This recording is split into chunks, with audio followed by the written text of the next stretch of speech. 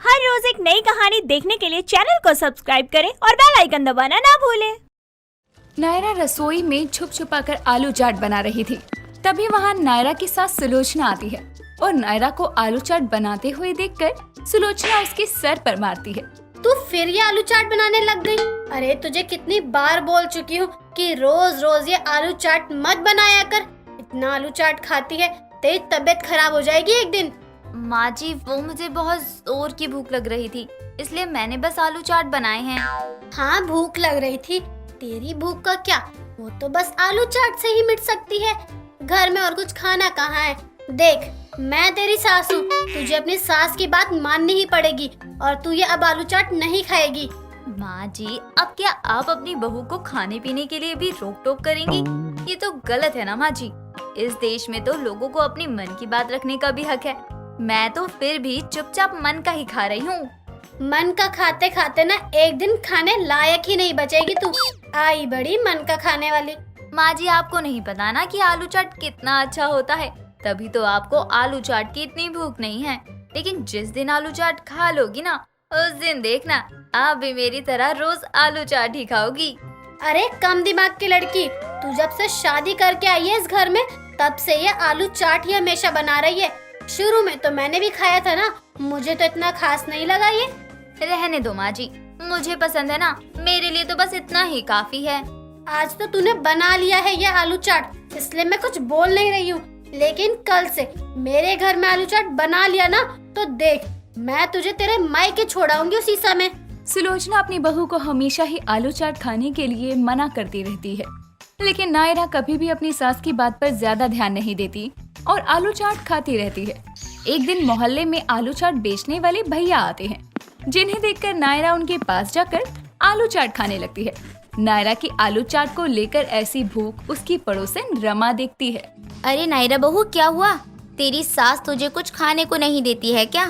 मेरी सास मुझे खाने को तो सब देती है, लेकिन जो खाना मुझे पसंद है ना, उस पर रोक टोक करती है। मुझे आलू चाट पसंद है, लेकिन माँ जी हैं कि कभी मेरी सुनती ही नहीं।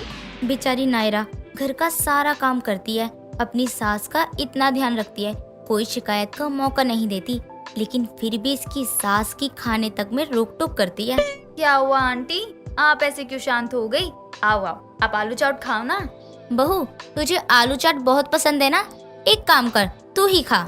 नायरा आलू चाट खा ही रही थी कि तभी वहाँ पर रमा भी खड़ी थी और सुलोचना आ जाती है। अब अपनी बहू को आलू चाट खाती देखकर सुलोचना को बहुत ज्यादा गुस्सा आता है। तुझे चैन नहीं है क्या? रख, अरे रख, जब देखो आलू चाट खाती रहेगी। अरे सुलोचना बहन, अच्छी बात नहीं है ये, अपनी बहू को खाने पीने के लिए भी रोक टोक तो मत करो ना। तो किसने कहा कि मैं अपनी बहू को खाने पीने के लिए टोकती हूँ? मैं क्या पागल दिख रही हूँ? माँ जी, ये रोकना टोकना नहीं तो क्या है, आप मुझे रोक ही तो रही है ना आलू चाट खाने से। तू चुप कर, तुझे बीच में बोलने के लिए किसने कहा? तुम बड़ी ही किस्मत वाली हो सुलोचना बहन जी, इतनी समझदार और शांत बहू मिली है। यही कोई तेज चालाक मिल जाती तो लेने के देने पड़ जाते तुम्हारे तो। मुझसे ऐसे क्यों बात कर रही हो रमा बहन? मैंने ऐसा भी क्या कर दिया जो तुम इतनी गुस्सा हो? तुम्हारी बहू को आलू चाट खाना इतना पसंद है और तुम हो कि उसे आलू चाट खाने नहीं देती, ये क्या कोई अच्छी बात है? नहीं ना, बड़ी हो तो बड़ी की तरह ही बर्ताव करो ना तुम। अच्छा, तो ये सब मेरी बहू ने ही बताया होगा ना तुम्हें? कोई बात नहीं, मैं कोई सफाई नहीं दे रही हूँ। और बहू तू चल घर में, पता नहीं क्या क्या लोगों को मेरे बारे में बोलती रहेगी। चल घर में। एक लड़की तुम्हारे घर में बहू बनकर आई, जिसकी सारी इच्छा तुम्हें पूरी करनी होगी, लेकिन तुम तो उसी बेचारी बच्ची के खाने पर भी लाले लगा रही हो। शर्म आनी चाहिए तुम्हें तो। रमा की बात सुनकर सुलोचना को बहुत ज्यादा गुस्सा आता है, लेकिन अपनी सास को बाहर वालों से सुनता हुआ देखकर नायरा भी अपनी ही गलती का एहसास नहीं कर रही थी। वो अब भी ऐसे ही रहती है। नायरा के रोज रोज आलू चाट खाने से उसका वजन भी काफी ज्यादा बढ़ रहा था। एक दिन नायरा अपने कमरे में बैठकर आलू चाट खा रही थी। तभी नायरा का पति मोहित आता है और वो नायरा को देखकर हंसने लगता है। अरे नायरा, तुम बेड पर बैठी हो, मुझे तो लगा कंबल पड़ा है। अरे आपको कंबल और मुझ में कोई फर्क नहीं नजर आता क्या? मैं आपको कंबल दिखती हूँ? यहाँ 2 कंबल पड़े हो, इतनी जगह तुमने ले रखी है। अरे तुम कितनी फूलती जा रही हो, थोड़ा तो सोचो अपने बारे में। इतनी मोटी हो जाओगी तो तुम्हें ही दिक्कत होगी। मैं इतनी भी मोटी नहीं हूँ। हाँ, आपको ऑफिस में दिन भर पतली दुबली लड़कियां ही दिखती होंगी ना, तभी आपको मैं मोटी लग रही हूँ। मुझे तो लोग खाते पीते घर की कहते हैं। ये बात तो तुम सही कह रही हो। मेरे ऑफिस में लड़कियों का फिगर तो है, लेकिन पहले तुम्हारा भी फिगर बहुत अच्छा हुआ करता था, पर अब तो तुम गुब्बारा बन गई हो। आपको मैं गुब्बारा नजर आती हूँ? अरे आपको तो मैं बुरी ही लगूंगी ना। नायरा, तुम बिना बात के ही तमाशा बना रही हो। तुम खुद को देखो ना, कितनी मोटी हो रखी हो तुम। और तुमने ही बोला था कि मेरे ऑफिस की लड़कियां पतली हैं, तो मैंने हामी भर दी, पर अब तुम इस बात पे गुस्सा हो रही हो। मोहित नायरा का काफी मजाक बना रहा था, जिससे नायरा को काफी ज्यादा बुरा लगता है। नायरा रोते हुए वहाँ से चली जाती है। कुछ देर बाद नायरा वापस अपने कमरे में आती है तो देखती है कि मोहित फोन पर बातें कर रहा था। तुम तो सच में बहुत अच्छी हो। तुम्हें देखकर तो कोई भी लड़का पागल हो जाए। मैं तो खुद यही सोचता हूँ कि तुम कैसे मिल गई। मोहित की बात सुनकर नायरा हैरान हो जाती है। मोहित जी तो शायद किसी लड़की से बात कर रहे हैं, और उनकी बातों से तो यही लग रहा है कि इन्हें कोई दुबली पतली लड़की पसंद आ गई है। मैं सच में क्या कुछ ज्यादा ही मोटी हो गई हूँ? नायरा काफी परेशान हो जाती है, क्योंकि उसके मन में ये आ जाता है कि मोहित को अब मोटी नायरा पसंद नहीं है। इसीलिए अब नायरा आलू चाट खाना कम कर देती है और खुद के वजन पर ध्यान देने लगती है। ऐसे ही सुबह सुबह नायरा छत पर कसरत कर रही थी, तभी वहाँ उसकी सास सुलोचना आती है। अरे ये सूरज कहाँ से निकला है? आज मेरी बहू नायरा जो छत पर कसरत कर रही है। नायरा, सब ठीक तो है ना बहू? कोई दिक्कत परेशानी तो नहीं है ना? नहीं नहीं माँ जी, सब ठीक है। बस वो क्या है ना, मैं थोड़ी ज्यादा मोटी हो गई ना, इसलिए।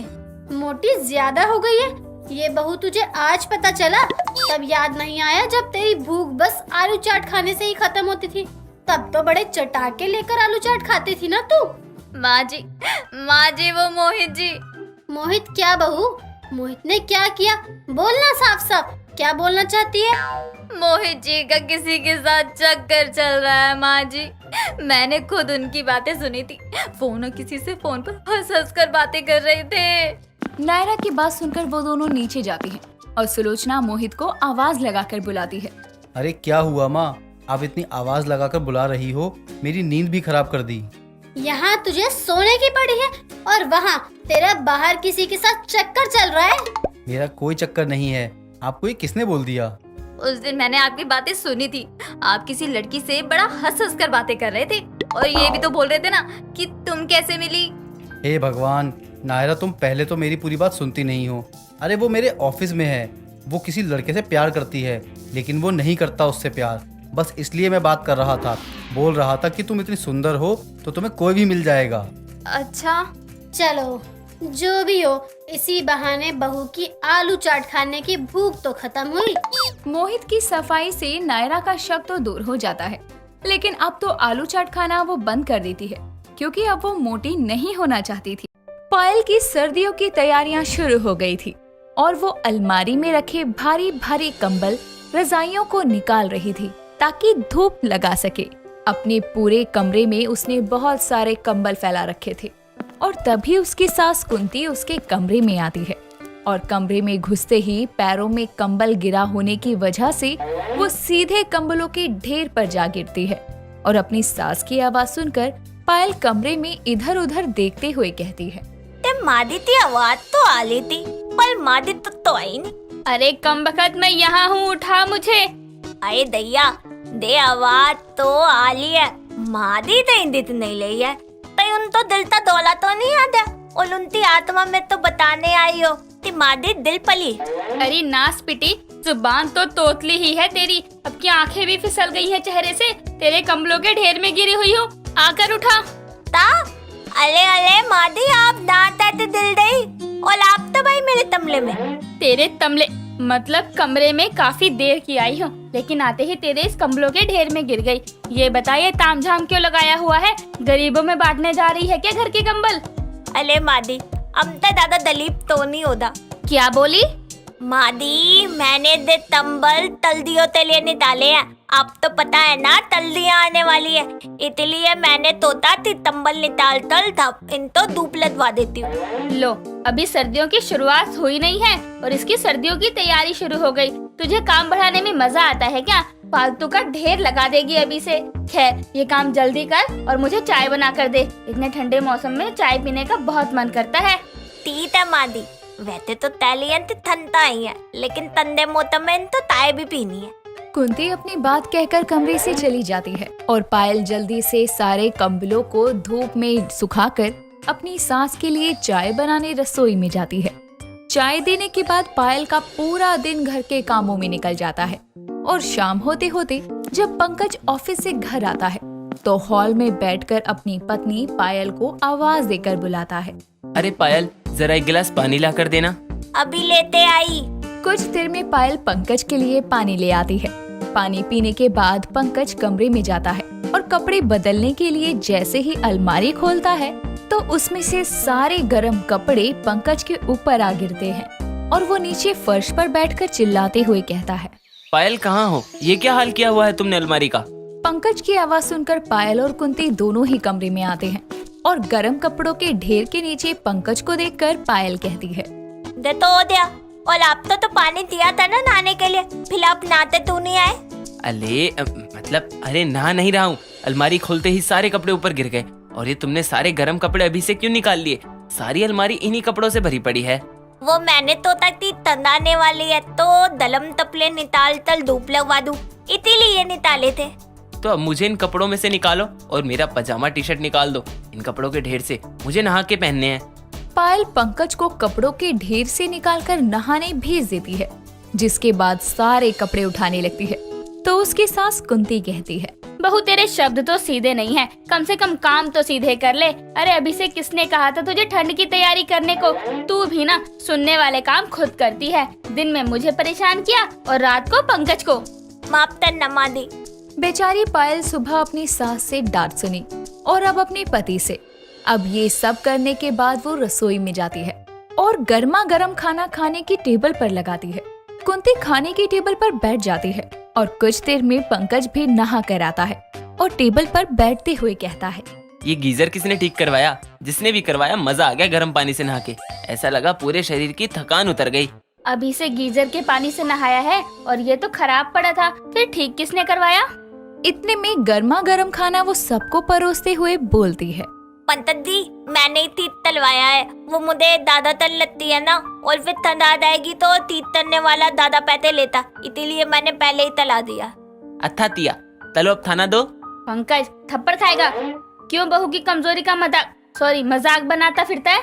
इस बात पर दोनों माँ बेटे हंसने लगते हैं, लेकिन बेचारी पायल जो सुबह से बस ताने ही सुन रही थी, अब अपना मजाक बनते देख और दुखी हो जाती है। खाना खाने के बाद सभी अपने अपने कमरों में आराम के लिए चले जाते हैं।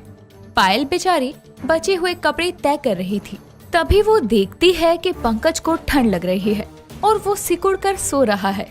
ये देखकर पायल अपने धूप में सुखाए कंबलों में से एक हल्का कंबल पंकज को ओढ़ने को देती है, जिससे पंकज आराम से सोता है। और ये देखकर पायल कहती है, लोद लाद तो ऐसे ही तंते तितुल देते हैं। बताओ, अब मैं तल्दियों की तैयारी कर लूं, क्योंकि तल्दियां आने वाली है। फिर भी ताले मुदे ही तो ना ले। ठहर मैं मादी तो तंबल दे आती हूँ, उन्हें ठंड लदली होगी। इतना बोलकर पायल एक हल्का सा कंबल लेकर अपनी सास के कमरे में जाती है और देखती है कि कुंती भी ऐसे ही सिकुड़ कर सो रही है। पायल उसको भी एक कंबल उड़ा देती है, जिस पर गर्माहट का एहसास होने के बाद कुंती आराम से सीधे होकर सोती है। भले ही पूरी तरह से ठंड नहीं आई थी, लेकिन सुबह शाम की ठंड के लिए पायल ने पहले ही सारा इंतजाम कर दिया था। अब अगली सुबह जब दोनों माँ बेटे उठते हैं तो अपने ऊपर कंबल देखकर हैरान होते हैं। कुछ देर में सब नाश्ते के लिए टेबल पर इकट्ठा होते हैं। पायल के रसोई में होने की वजह से पंकज अपनी माँ से कहता है, माँ आपने दिया था रात को मेरे ऊपर कंबल? नहीं बेटा, मुझे तो मेरे ऊपर भी सुबह कंबल मिला। वैसे ठंड आई नहीं है, लेकिन सुबह शाम की ठंड है और रात को मुझे बहुत ठंड लग रही थी, तभी शायद बहू ने आकर मुझे कंबल उड़ा दिया। मुझे भी, लेकिन माँ मुझे लगता है हमने उसके साथ गलत किया। उसने हमारे लिए सर्दियों की तैयारियां शुरू करी और हमने उसको कल कितना सुनाया। हाँ बेटा, मुझे भी ऐसा लगता है। माना वो तोतली है, लेकिन उसने हमेशा हमारी जरूरतों का ध्यान रखा है। एक बहू और एक पत्नी के हर फर्ज को निभाया है। कुंती आगे कुछ बोलती इससे पहले ही वहाँ पर पायल हाथों में नाश्ता लिए आती है और दोनों को परोसती हुई कहती है, मादी और पंतत दी, मैंने आप दोनों के लिए दलम दलम आलू ते पलाते बनाए हैं।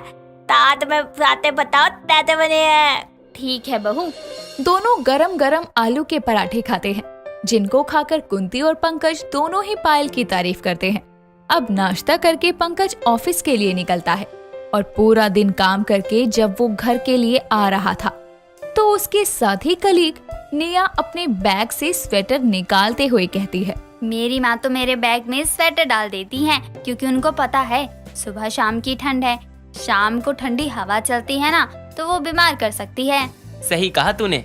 निया की बात सुनकर पंकज भी अपने बैग में देखता है कि कहीं पायल ने उसके लिए तो स्वेटर नहीं रखा और वो बैग में स्वेटर देखकर खुशी से उसे निकालते हुए कहता है, पायल सच में मेरा कितना ध्यान रखती है। खाने वाले चैन के अलावा तो मैंने ये चैन खोली ही नहीं। वो रोज ही मेरे बैग में स्वेटर रखती होगी, किसी दिन तो ये मेरे काम आएगा। इतना बोलकर पंकज उस स्वेटर को निकालकर पहन लेता है और खुशी से घर आकर अपनी माँ और पायल से कहता है, माँ, पायल कहाँ हो, बाहर आओ। कुंती और पायल अपना अपना काम छोड़कर बाहर आती हैं, तो पंकज उनसे कहता है, आज हम सब बाहर खाना खाने चलेंगे, ठीक है? चलो जल्दी से तैयार हो जाओ। पलाते अचानक। तुम हमारा रोज ध्यान रखती हो तो मैं तुम्हें एक दिन किचन से छुट्टी नहीं दे सकता। चलो अब जल्दी से तैयार हो जाओ।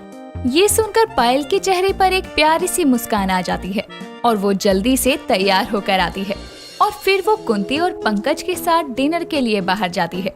और आखिरकार कुंती और पंकज तोतली बहू की सर्दियों की तैयारियों के पीछे का असली कारण जानने के बाद उसका सम्मान करते हैं और उसके तोतली होने की बात का मजाक नहीं बनाते। दोस्तों, अगर आपको ये कहानी पसंद आई तो इसे लाइक करें, शेयर करें और कमेंट करके बताएं कि कहानी में आपको सबसे अच्छा क्या लगा।